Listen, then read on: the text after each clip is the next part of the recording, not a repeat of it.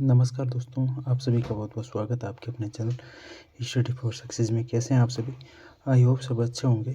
आज इस वीडियो में डिस्कशन करेंगे 8 जून 2026 से जितने भी महत्वपूर्ण करंट अफेयर्स के प्रश्न बनते हैं उनके ऊपर डिस्कशन करेंगे। तो चलिए दोस्तों, बिना टाइम वेस्ट किए इन महत्वपूर्ण प्रश्नों के बारे में जान लेते हैं। पहला प्रश्न है दोस्तों, विश्व ब्रेन ट्यूमर दिवस कब मनाया जाता है? वर्ल्ड ब्रेन ट्यूमर डे कब मनाया जाता है? 5 जून, 8 जून, 12 जुलाई या 25 अक्टूबर? विश्व ब्रेन ट्यूमर दिवस कब मनाया जाता है? सही आंसर रहेगा यहाँ पे ऑप्शन नंबर बी रहेगा। प्रतिवर्ष 8 जून को मनाया जाता है विश्व ब्रेन ट्यूमर दिवस के। ऑप्शन नंबर बी इस पहले का सही।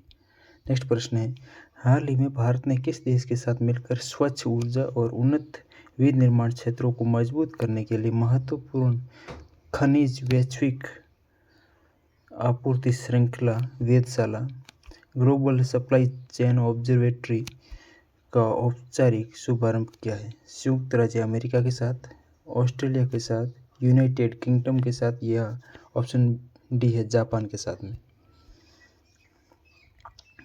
स्वच्छ ऊर्जा और उन्नत विनिर्माण क्षेत्रों को मजबूत करने के लिए महत्वपूर्ण खनिज वैश्विक आपूर्ति श्रृंखला वेधशाला। सही आंसर इसका रहेगा ऑप्शन नंबर सी। भारत ने यूके के साथ मिलकर ये पहल की है। ऑप्शन नंबर सी इसका सही है। भारत के केंद्रीय कोयला एवं खान मंत्री जी किशन रेड्डी और ब्रिटेन के विदेश राष्ट्रमंडल और विकास मामलों के राज्य मंत्री यवेट कूपर ने नई दिल्ली में इस डिजिटल डेटा संचालित मंच का उद्घाटन किया और ये वेधशाला लिथियम, कोबाल्ट और निकल जैसे दुर्लभ खनिजों की वैश्विक आपूर्ति श्रृंखलाओं की वास्तविक समय में निगरानी और विश्लेषण करेगी, जिससे बाजार के व्यवधानों और भू राजनीतिक जोखिमों से बचा जा सके। तो इसका राइट आंसर था ऑप्शन नंबर सी। अगला प्रश्न है, हाल ही में किसे केंद्र शासित प्रदेश पुदुचेरी का नया मुख्य निर्वाचन अधिकारी नियुक्त किया गया है?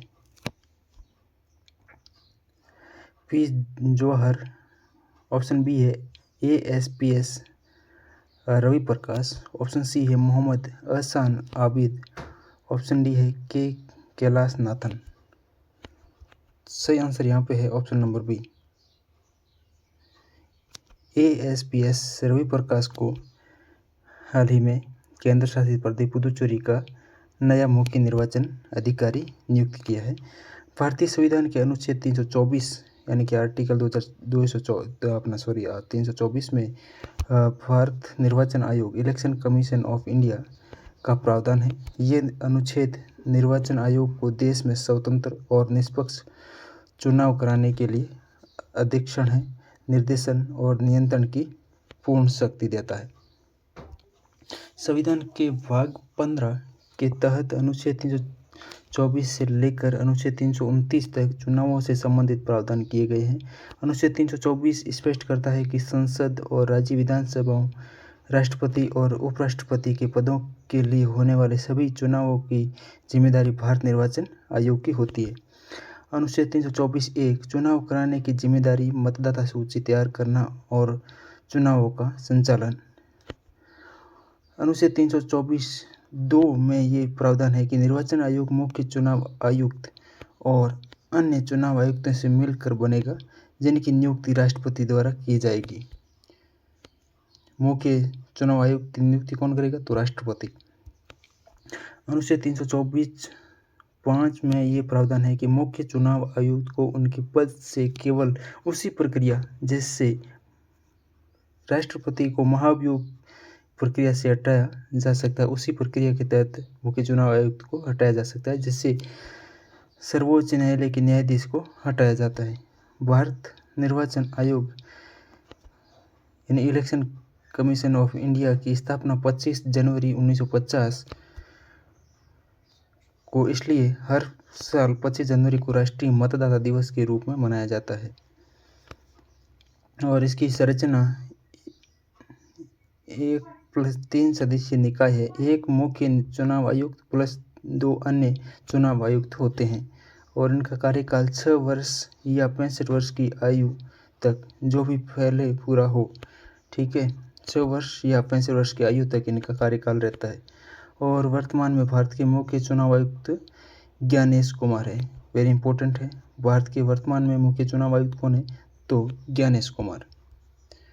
अगला प्रश्न है दोस्तों, विश्व महासागर दिवस कब मनाया जाता है? वर्ल्ड ओशियन डे कब मनाया जाता है? तो 5 जून, 8 जून, 15 जून या 22 जुलाई। विश्व महासागर दिवस सही आंसर है इसका 8 जून को मनाया जाता है विश्व महासागर दिवस के रूप में। ऑप्शन नंबर बी यहाँ पे राइट है। अगला प्रश्न है, हाल ही में संपन्न फ्रेंच ओपन 2026 में महिला एकल टेनिस का खिताब किसने जीता? इगा स्वियाटेक या फिर ऑप्शन बी है माजा च्वालिस्का, ऑप्शन सी है मीरा एड्रीवा, ऑप्शन डी है कोको गॉफ। हाल ही में संपन्न फ्रेंच ओपन 2026 में महिला एकल टेनिस का खिताब किसने जीता? राइट आंसर यहाँ पे ऑप्शन नंबर सी है, मीरा एड्रीवा ने फ्रेंच ओपन 2026 में महिला एकल टेनिस का खिताब जीता। ऑप्शन सी इसका सही है। रूसी खिलाड़ी मीरा एड्रीवा ने फाइनल में पोलैंड की क्वालिफायर माजा च्वालिस्का को 6-3, 6-2 से मात दी। इस खिताबी जीत के साथ ही एड्रीवा वर्ष 1992 में मोनिका सेलेस के बाद फ्रेंच ओपन जीतने वाली सबसे युवा महिला खिलाड़ी 19 वर्ष 1 महीना बन गई है। और माजा च्वालिस्का ये पोलैंड की है और ये इस साल की उपविजेता नहीं, रनर अप रही है और दुनिया की 114वें नंबर की खिलाड़ी होने के बावजूद क्वालिफायर के रूप में फाइनल में पहुंचकर इन्होंने इतिहास रचा है। नेक्स्ट प्रश्न है, वकील से सीधे सुप्रीम कोर्ट की न्यायाधीश बनने वाली भारत की दूसरी महिला कौन बनी? ऑप्शन ए है justice BV Nagarathna, option B है justice Indu Malhotra, option C है वेंकिता सुब्रमणी मोहना, ऑप्शन डी है जस्टिस M फातिमा BV। तो 6 का राइट आंसर रहेगा option number C, Venkita Subramani Mohana. Option number C इसका सही है। वरिष्ठ अधिवक्ता वेंकिता सुब्रमणी मोहना ने जून 2026 में सुप्रीम कोर्ट के न्यायाधीश के रूप में शपथ ली। इसके साथ ही वे देश के इतिहास में केवल दूसरी ऐसी महिला वकील बन गई है जिन्हें बार से सीधे बेंच यानी सुप्रीम कोर्ट जज में प्रमोट किया गया है।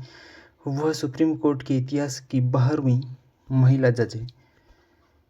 जस्टिस इंदु मल्होत्रा ये वर्ष 2018 में सीधे बार यानी वकील कोटे से सुप्रीम कोर्ट की जज बनने वाली भारत की पहली महिला और दूसरी है अपनी अधिवक्ता वेंकिता सुब्रमणी मोहना। जस्टिस M फातिमा बीवी ये वर्ष 1989 में सुप्रीम कोर्ट की न्यायाधीश बनने वाली भारत की पहली महिला न्यायाधीश थी। अगला प्रश्न है दोस्तों 7वां प्रश्न, हाल ही में केंद्रीय गृह मंत्री अमित शाह ने पूर्वोत्तर परिषद यानी नॉर्थ ईस्टर्न काउंसिल NEC के 73वें पूर्ण सत्र की अध्यक्षता किस स्थान पर की? ऑप्शन ए है गुवाहाटी असम, ऑप्शन बी है Agartala Tripura, option C Shillong Meghalaya, option D Itanagar Arunachal Pradesh. सही आंसर यहाँ पे option number C Shillong Meghalaya, option number C यहाँ पे बिल्कुल सही है। अगला प्रश्न है दोस्तों, हाल ही में किसे भारत में संयुक्त राष्ट्र UN वुमेन की नई देश प्रतिनिधि यानी कंट्री रिप्रेजेंटेटिव नियुक्त किया गया है? ऑप्शन ए है सुसान फर्ग्यूसन, ऑप्शन बी है सोको इशिकावा, ऑप्शन सी है कांता सिंह, ऑप्शन डी है डॉक्टर सीमा सामी बाहोस। आप भी दोस्तों साथ साथ में कमेंट बॉक्स में आंसर देने की ट्राई करें और आपको ये हमारा छोटा सा प्रयास अगर अच्छा लग रहा है तो दोस्तों के साथ में शेयर करें और लाइक ज़रूर कीजिएगा। तो इसका दोस्तों राइट आंसर रहेगा ऑप्शन नंबर बी सोको इशिकावा। ये भारत में संयुक्त राष्ट्र महिला की नई देश प्रतिनिधि यानी कंट्री रिप्रेजेंटेटिव नियुक्त किया गया है। राइट आंसर है ऑप्शन नंबर बी। जापान की सोको इशिकावा के पास लैंगिक समानता और महिला सशक्तिकरण के क्षेत्र में 20 से अधिक वर्षों का वैश्विक अनुभव है और भारत में इस पद पर आने से पहले ये वियतनाम और बांग्लादेश में भी यूएन वुमेन की देश प्रतिनिधि रह चुकी है और उन्होंने सुसान फर्ग्यूसन का स्थान लिया है। यूएन वुमेन की स्थापना जुलाई 2010 में और कार्य संचालन जनवरी 2011 से और इसका मुख्यालय न्यूयॉर्क यूएसए में है और यूएन वुमेन इसका उद्देश्य है लैंगिक समानता यानी जेंडर इक्वलिटी और महिलाओं के सशक्तिकरण को बढ़ावा देना।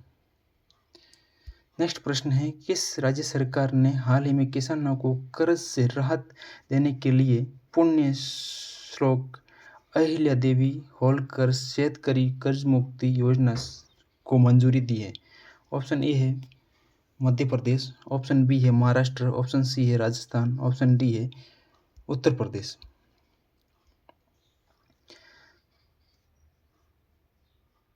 तो ये योजना को मंजूरी दी है महाराष्ट्र सरकार ने। ऑप्शन नंबर यहाँ पे बी बिल्कुल सही है। ऑप्शन यहाँ पे बी राइट हो जाएगा दोस्तों। हाल ही में डिजिटल भुगतान और प्रौद्योगिकी क्षेत्र की दिग्गज कंपनी वीजा इंडिया ने किसे अपना नया ब्रांड एम्बेसडर नियुक्त किया है? ऑप्शन ए है नीरज चोपड़ा, ऑप्शन बी है पीवी सिंधु, ऑप्शन सी है शाहरुख खान, ऑप्शन डी है अमिताभ बच्चन। तो वीजा इंडिया का नया ब्रांड एम्बेसडर किसे नियुक्त किया गया है? तो किया गया दोस्तों शाहरुख खान को। ऑप्शन नंबर सी यहाँ पे बिल्कुल सही है। और हाल ही में इन्फोसिस ने भी अपना वैश्विक स्तर पर टेनिस खिलाड़ी राफेल नडाल को अपना ब्रांड एम्बेसडर बनाया है। ये भी इम्पोर्टेंट है। तो इसका राइट आंसर है ऑप्शन नंबर सी। तो ये थे दोस्तों 8 जून 2026 के महत्वपूर्ण करंट अफेयर्स के प्रश्न। अगर हमारा ये छोटा सा प्रयास पसंद आता है तो लाइक ज़रूर कीजिएगा और अपने दोस्तों के साथ में शेयर ज़रूर कीजिएगा। अगर चैनल पे दोस्तों पहली बार विजिट करें तो चैनल को सब्सक्राइब करना ना भूलें और दोस्तों बेल आइकन को प्रेस करना ना भूलें, जैसे आने वाले सभी वीडियोस की नोटिफिकेशन आपको समय पर मिलती रहे। तो चलिए दोस्तों, आप अपनी पढ़ाई को कंटिन्यू जारी रखिएगा ताकि आप अपने सपनों को साकार कर सको। इसी आशा उम्मीद के साथ में मिलते हैं नेक्स्ट वीडियो में। तब तक के लिए अपना ख्याल रखें। जय हिंद, वंदे मातरम।